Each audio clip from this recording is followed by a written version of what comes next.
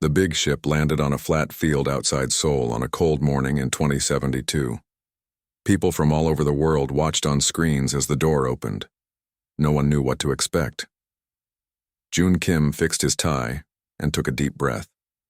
As Earth's top diplomat, he had to meet the aliens first. Next to him stood Minji Park, a captain with 20 years in the military. Her hand stayed close to her gun. "Remember," June whispered, "we represent all humans today." The aliens called themselves the Galactic Confederation. Their leader, Daeho, looked almost human, except for his blue skin and eyes that reflected light, like a cat's. He spoke perfect English. "We have watched your world for 50 years, Daeho said at the first meeting. "Now you have reached the stars. It is time to welcome you." 3 days later, world leaders met with the aliens at the United Nations. Cameras showed the meeting to billions of people. The aliens brought gifts, medicine that could cure many diseases, clean energy technology, and maps of nearby stars. "But before we share more," Daeho said, "you must understand our most important rule." The room grew quiet. On the big screen behind Daeho, images appeared of different alien species. Some looked like insects, others like birds or lizards. Some didn't look like anything Earth had ever seen. "We are very different," Daeho continued. "We have fought wars. We have had misunderstandings. But one rule keeps peace among the stars. The young of any species are sacred and untouchable." Minji frowned. "What does that mean exactly?" Daeho's expression grew sad. "Long ago, a species called the Lumen fought with the Vraks over mining rights. The Vraks attacked Lumen schools and nurseries, killing millions of children. In response, the Lumen destroyed 12 Vraks planets." The room was silent. Daeho continued. "Both species are gone now. The war destroyed them. The survivors of other worlds made a law. Even in war, children must be protected. Any attack on the young is an attack on all species." June nodded slowly. "Humans have similar rules, though we haven't always followed them." "We know your history," Daeho said. "You have had many wars where children suffered. This is common for young species. But to join the stars, this rule cannot be broken." After the meeting, June walked with Minji through the UN garden. "Do you think we can follow their rule?" June asked. Minji looked up at the sky. "Some of our worst moments in history came when we forgot to protect children. Maybe in space we can do better." 6 months later, Earth signed the Galactic Treaty. Schools across the planet taught children about their new place in the universe. The first human children visited the Confederation's main planet to meet young aliens. But not everyone in the galaxy welcomed humans. Far away, on the edge of known space, a message arrived at the palace of Emperor Toza. The leader of the Konar Empire watched recordings of the Earth ceremonies with cold eyes. "What do you think of these humans?" Toza asked his advisor, Rakam, tall and gray-skinned with 4 arms bowed. "They are emotional about their young. They spend many resources on children who cannot yet work or fight. A weakness," Toza said. "Note how protective they are, how angry they get when their young are threatened." "Yes, Emperor, they are primitive that way." Toza smiled, showing sharp teeth. "Send observers, learn their ways, find their colonies when they build them. One day this weakness may be useful." Back on Earth, the first human ships prepared to travel beyond the solar system. The ships had names like Hope, Discovery, and New Dawn. Jun Kim was now Earth's ambassador to the Confederation. At the launch ceremony, he gave a speech. "Today, we join a community of worlds," he said. "We bring with us our strengths and weaknesses, our history and hopes. Most importantly, we bring our children, who will grow up knowing the stars." In the crowd, Minji Park stood in her new admiral's uniform. The Confederation had helped Earth build its first real space fleet, and she would lead it. Her 10-year-old daughter Subin held her hand. "Will I get to see other planets?" Subin asked. "Yes," Minji said. "And when you're older, you can go to school with alien children if you want." "Will it be safe?" Subin asked.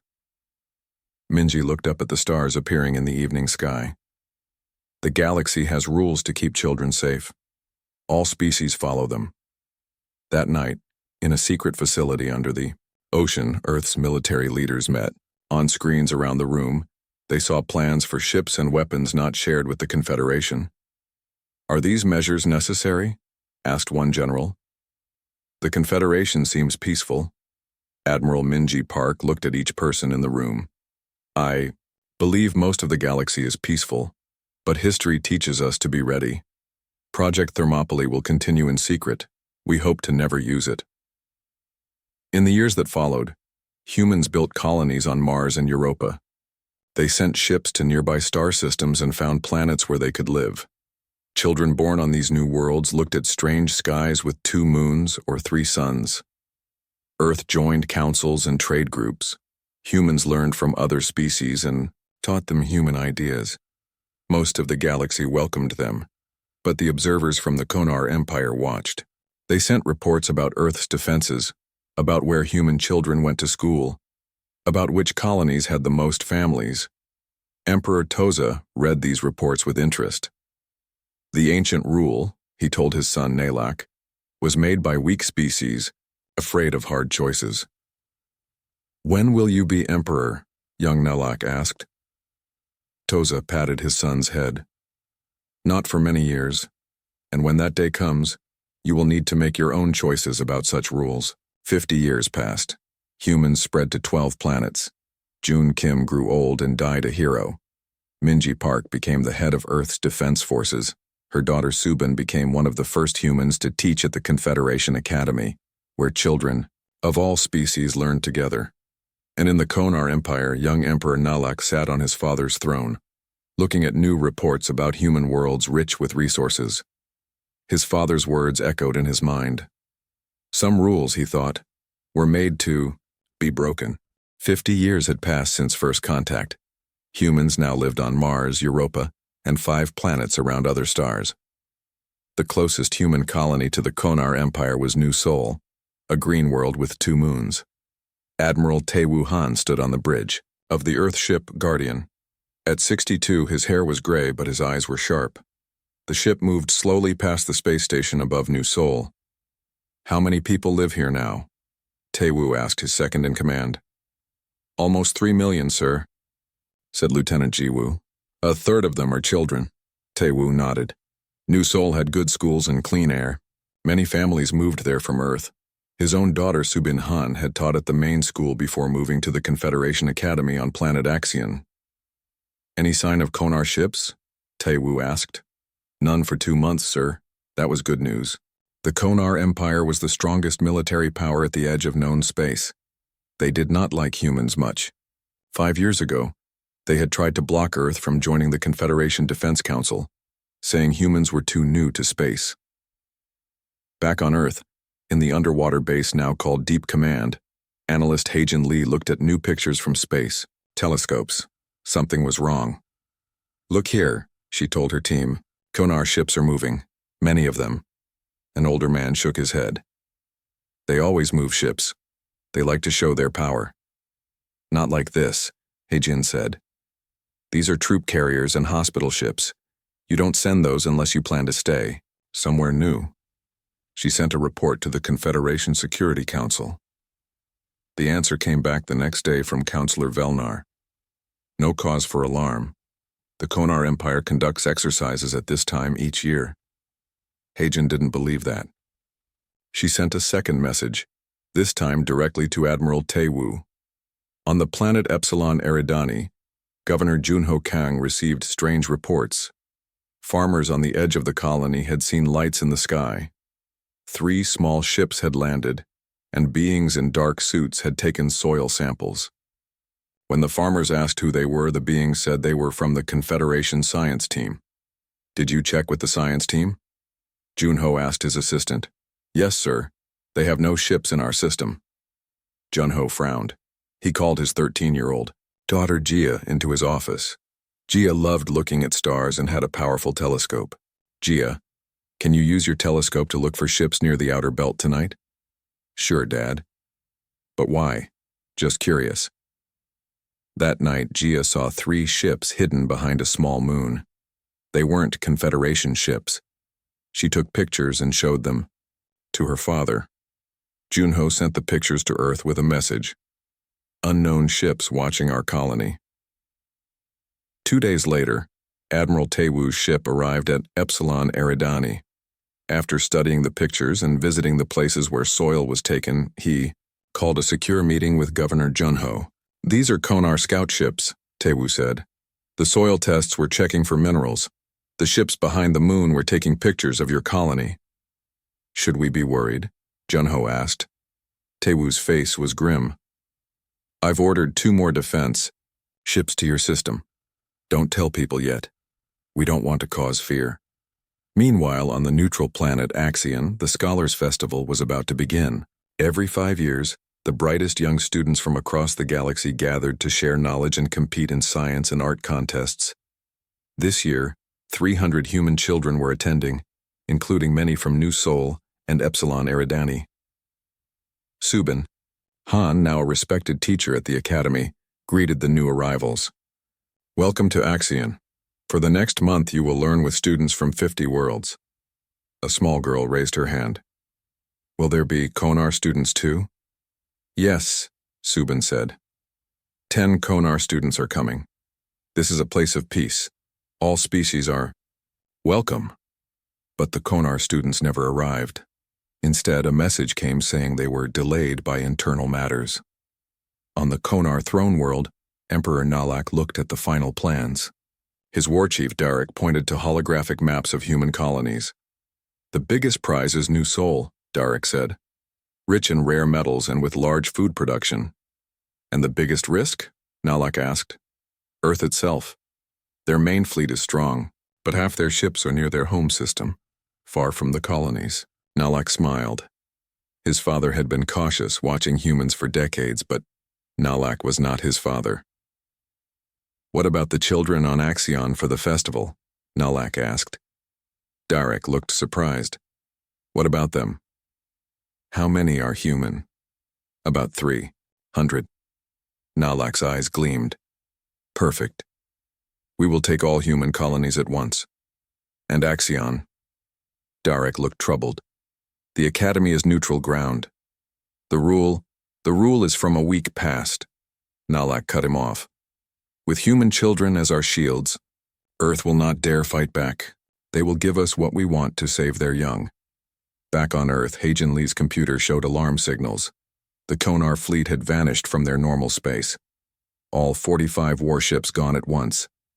She ran to her commander. "Sir, the Konar fleet is moving.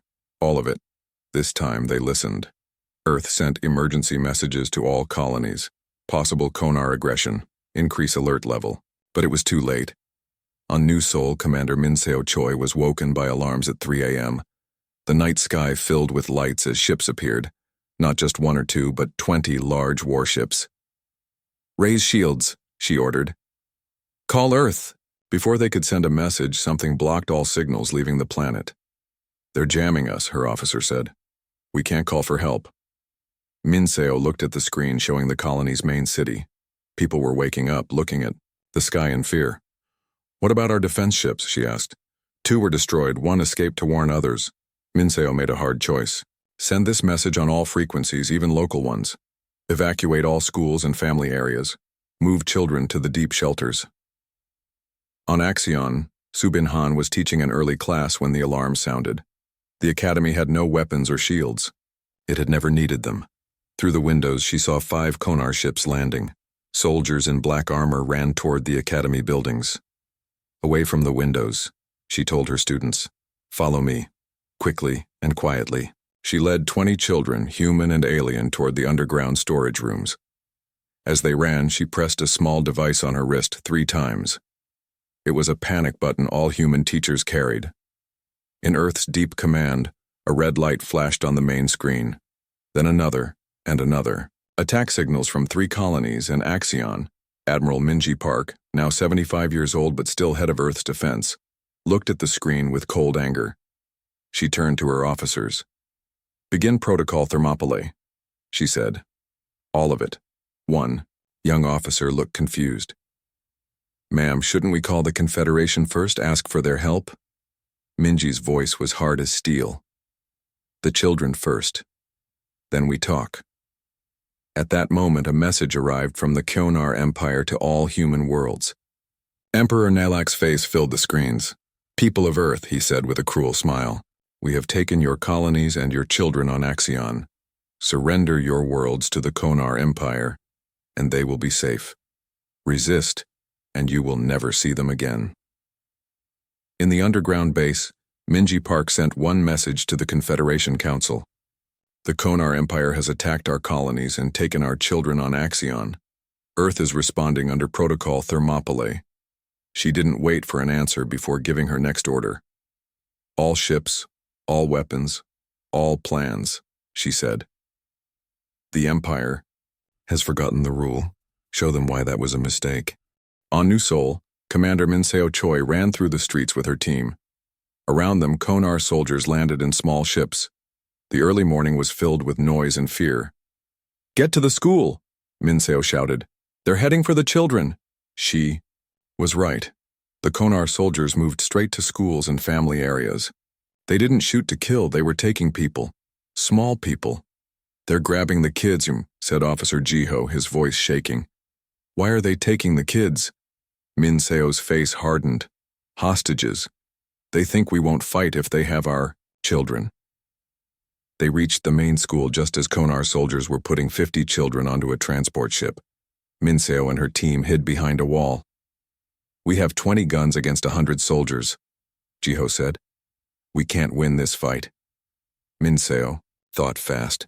We don't need to win, we need to send a message. She switched her radio to all frequencies, both human and alien. Then she spoke clearly, knowing her words would travel far. This is Commander Minseo Choi of New Seoul. The Kyonar are taking our children. Repeat, they are targeting our children. They have broken the one rule. The Kyonar soldiers heard her broadcast. Their leader pointed at Minseo's hiding place. Silence that human. Bullets hit the wall. Minseo kept talking. They think this will make us surrender. They are wrong. Protect the children if you can. If you can't. She took a deep breath. Remember them. Her last words went out just before the Kyonar soldiers reached her position. On Axion, Subin Han led her students deeper into the academy basement. They could hear soldiers searching above. Teacher, I'm scared, said a small blue alien child. Stay quiet, Subin whispered. We're safe here. But she wasn't sure. The storage room had only one door. If the soldiers found them, there was no way out. A human girl named Yunha found boxes in the corner. Look, teacher. Old computers. Subin's eyes widened. Perfect. Help me set them up. While the soldiers searched room by room, Subin and the older students fixed 3 old computers. They connected them to a small dish on the wall, an emergency system meant to call for help if the main power failed. What are you doing? Asked an alien student. Sending a message, Subin said. And proof. She connected her small wrist camera to the computer. It held videos from the attack. Kyonar soldiers grabbing children, breaking the sacred rule where all could see. These computers use quantum channels, she explained. The Kyonar can't block them. She sent the videos to 50 places at once. Earth, the Confederation Council, and news stations across the galaxy. Now everyone will know what they did, she told the children. Now we wait. In space, Admiral Taewoo Han's ship, Guardian, received Minseo's message. Then Subin's videos arrived. Taewoo watched with cold anger as his own daughter's voice explained what was happening. Sir, his second-in-command said, the Kyonar fleet is 10 times our size. We can't fight them all. We're not going to, Taewoo said. Not alone. He sent the videos to every ship in the human fleet with a simple message. Protocol Thermopylae is active. The children are taken. Earth remembers. Across the galaxy, strange things began to happen. On Jupiter's moons, giant metal doors opened, in the ground. Missile platforms that no one knew existed rose up, ready to fire. In the rings of Saturn, what looked like small rocks turned on engines and moved into attack formation, ships that the Confederation thought were simple trade vessels. opened hidden weapon doors. Cargo ships dropped their outer shells to reveal military ships inside. From Earth's oceans, submarines rose, but they didn't stay in the water. They flew up into space. Hidden ships with powerful weapons. In the Confederation Council, emergency. Alarms sounded. Representatives from 50 species gathered to see Subin's videos. "This is an outrage," shouted the representative from Axion. "The Konar Empire has broken the sacred rule." Others agreed, but many were afraid to act. "The Konar military is the strongest in the galaxy," said one alien with long green arms. "If we attack, they might hurt the children. We should talk to them," another suggested. "Make a deal." Earth's representative, Ambassador Duna Park, sat quietly through all this. She was a small woman with white hair and calm eyes. When asked what Earth wanted the Council to do, she only said, "Earth has already decided." The Council was still talking when reports came in from across the galaxy. Human ships were moving. All of them. At once. Emperor Nalak watched the reports with growing concern. The humans were not surrendering as he had expected. Instead, ships were coming from everywhere. "They can't possibly win," he told his war chief Darek. "Even if they bring every ship, we outnumber them 5-1. Darek looked worried. "My Emperor, there are more ships than we thought." "What do you mean?" "We counted 200 human military ships, but there are over 1,000 moving toward our positions." Nalek's face showed surprise for the first time. "Where did they come from?" New reports arrived. Human weapons no one had seen before were destroying Konar shields as if they were paper. Fast, small ships were attacking the engines of bigger Konar ships, leaving them floating helpless in space. At New Sol, the Konar ground forces suddenly lost contact with their support ships. Above them, half the Konar fleet was already damaged, or destroyed. On Axion, Konar soldiers were about to break into the basement where Subin and the children were hiding when they received new orders. "Return to ships immediately. Retreat to safe space." The commander was confused. "But we have most of the human children. We should take them as ordered." "New orders," came the reply. "Leave them. Return now." On his throne world, Emperor Nalak was now truly afraid. Reports of defeat came from all directions. Human ships had surrounded the Konar forces on 3 planets. On Axion, ships from 5 other species had joined the humans to protect the Academy. Most shocking of all, 3 Konar worlds were now surrounded by human weapons platforms that no one knew existed until today. How did they build all this? Nalak demanded. How did they hide it from our spies? No one had an answer. A message arrived from Earth. Admiral Minji Park's face appeared on the screen. Though old, her eyes burned with the fire of a lifetime of preparation. "Emperor Nalak," she said, "you have broken the one rule. You have taken our children. Now you will return them unharmed, or we will take them back by force. You have 1 hour to decide." Nalak looked at his war chief. "Can we win this fight?" Darek shook his head slowly. The humans, they were ready, as if they expected this day would come, as if they had been preparing for it their whole time in space. Nalak made the only choice he could. Return the children, all of them. He sent a message to his forces. Full retreat. But for many Konar ships, it was too late. The human fleet showed no mercy to those who had taken their children. On Axion, the basement door finally opened. Subin stood in front of the children ready to fight, but it was a Confederation peacekeeping team, not Konar soldiers. "Teacher Han," the lead peacekeeper said, "the Konar are retreating. You and the children are safe now." Subin felt tears in her eyes. All of them? On all worlds?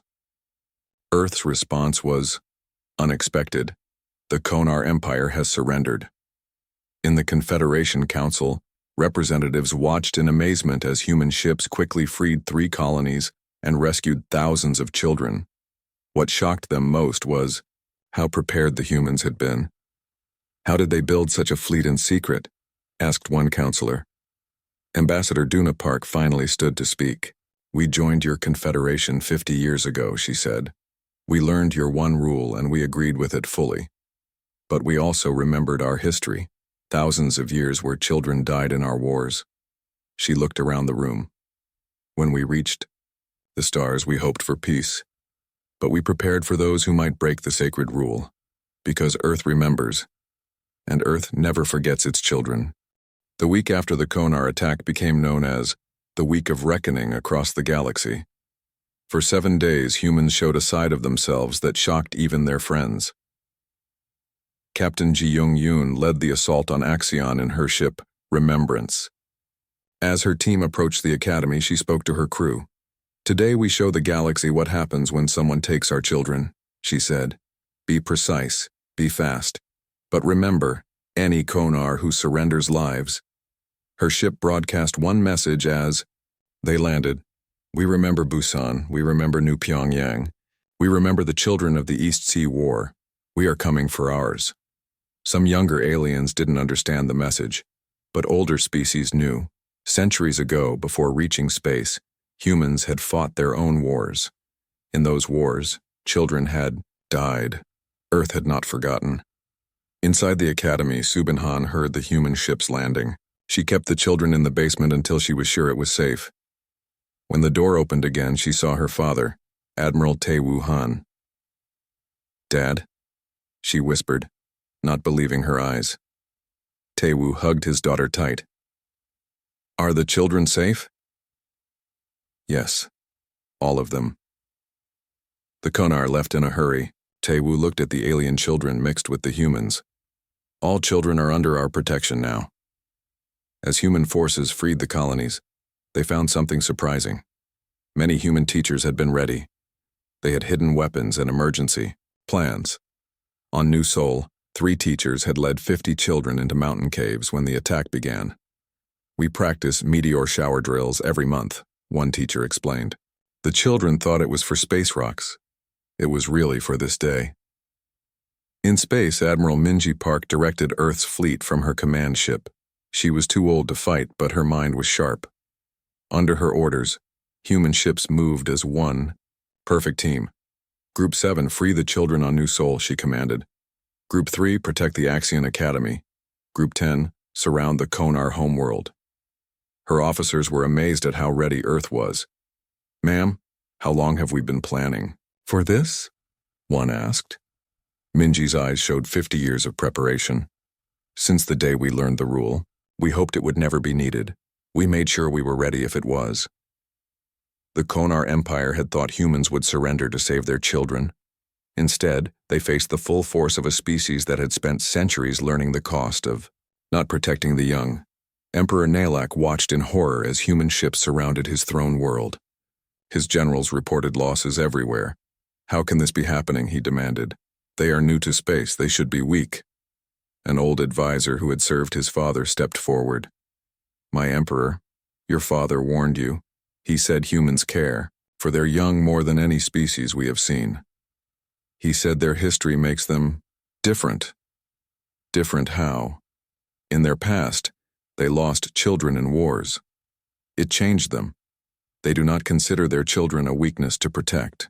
They see them as their reason to fight." Too late, Nalak understood. He had broken the one rule thinking it would make humans surrender. Instead, it had woken something terrible. He sent a desperate message.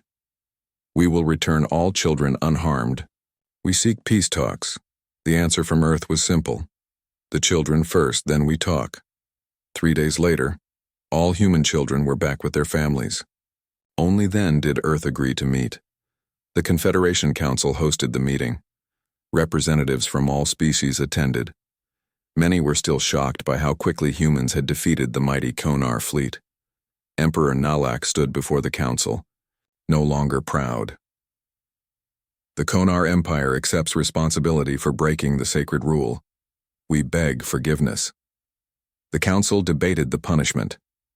Some wanted the Konar Empire broken into smaller states. Others argued for taking away their military. Earth's representative, Ambassador Duna Park, spoke last. For thousands of years you have lived by the wisdom that children must never be targeted. Earth learned this lesson through our own blood, long before we reached the stars. She looked at Nalak with eyes that held centuries of human history. We have not forgotten the schools bombed in our wars, the children who starved during our conflicts, the young lives ended too soon. When we heard your one rule, we did not need convincing. The room was silent as she continued. But know this. While we honor your ancient law, we also live by another. Those who harm our children will find no sanctuary among the stars. The council's decision was unanimous. The Konar Empire would be divided, its military would be disbanded. Nalak would no longer be emperor. Earth, instead of being criticized for its secret military, was given a permanent seat on the Confederation's Security Council. A new rule was added to the ancient law. And should any break this sacred trust, they answer to Earth. 1 month later, Admiral Taewoo Han visited the rebuilt academy on Axion. His daughter Subin showed him the new memorial. It has names in every language, she explained, names of those who protected children during the attack. At the top was writing in many Earth languages. The Korean words read, Ideolol jikigi wihai, urinun bildole dodalheta. To protect our children, we reached for the stars. Subin noticed her father's eyes were wet. Are you crying, Dad? I'm remembering, he said. When we first joined the Confederation, many thought humans were too violent for the stars. They saw our wars and were afraid. They didn't understand us, Subin said. No. They saw our capacity for fighting, but not why we fight. Now they know. In the years that followed, a saying spread across the galaxy. Gentle as humans in peace, fierce as humans in defense of the young. Species who had once feared Earth now sent their children to human schools. They knew no place was safer. The humans had proven that their worst history had taught them the most important lesson. Children must be protected at all costs. On the anniversary of the attack each year, lights are lit on every human world. Each light represents a promise made, long ago when humans first looked up at the stars, that the children of Earth would never again know war. That promise now extends to all young ones of every species. 5 years after the Konar attack, a ship from a new species arrived at Earth. They were joining the Confederation and wanted to know the rules. Ambassador Duna Park, now very old, told them only 2. First, the young of all species are sacred and untouchable. The alien asked, and the second? Duna's eyes held 5,000 years of human history as she answered, if you break the first rule, you answer to us. Earth remembers.